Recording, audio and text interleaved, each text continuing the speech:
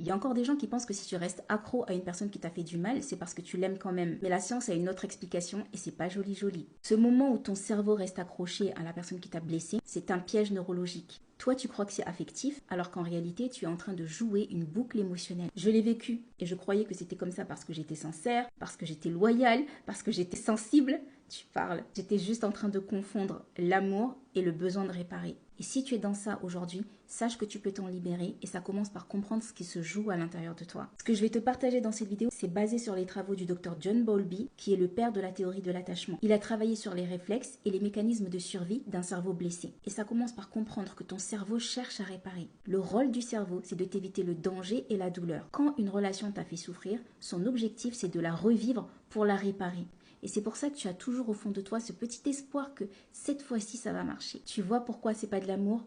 Selon John Bowlby, l'enfant développe des schémas d'attachement dès la naissance. Et quand l'amour qu'il a connu a été instable, il va chercher toute sa vie à le stabiliser. Et c'est comme ça que tu te retrouves à répéter des histoires qui se ressemblent pour essayer que ça se passe bien cette fois-ci. Deuxièmement, comprendre le syndrome de Stockholm émotionnel. Quand tu restes attaché à quelqu'un qui t'a fait du mal, c'est ton système nerveux qui confond soumission avec sécurité. Une étude a démontré que sous stress chronique, ton cerveau sécrète du cortisol et de la dopamine. Avec le temps, tu associes la douleur avec l'attachement. C'est comme l'histoire du chien qui a le clou enfoncé dans sa patte. Il ne peut pas lever la patte parce qu'il a mal et donc il va rester dans sa douleur.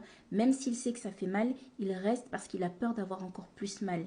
Et toi, ce que tu cherches aujourd'hui dans cette relation qui te fait du mal, c'est le besoin de sécurité. La peur d'être quitté, d'être abandonné est beaucoup plus forte que la douleur que tu ressens dans cette relation.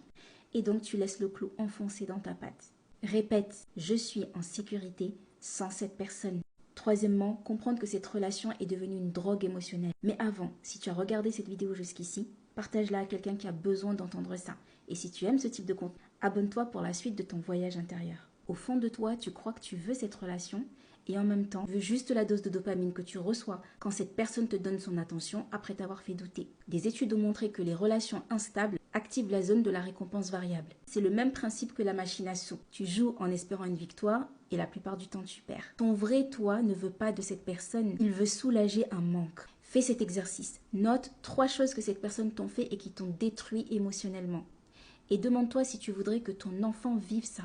Dis-moi ce que tu ressens. Et enfin, quatrièmement, la personne qui est attachée à quelqu'un qui lui fait du mal, c'est quelqu'un qui n'a jamais appris à aimer sans souffrir. Tu crois que tu l'aimes, mais ce que tu aimes, c'est le sentiment d'être aimé. C'est comme boire de l'eau salée pour calmer ta soif. Plus tu en bois, plus tu t'assèches. On t'a jamais appris que tu peux être aimé sans condition. Mais tant que tu cherches l'amour en t'oubliant, tu donnes les clés de ton cœur à quelqu'un qui saura jamais l'ouvrir. J'ai mis du temps à apprendre que l'amour l'ouvrait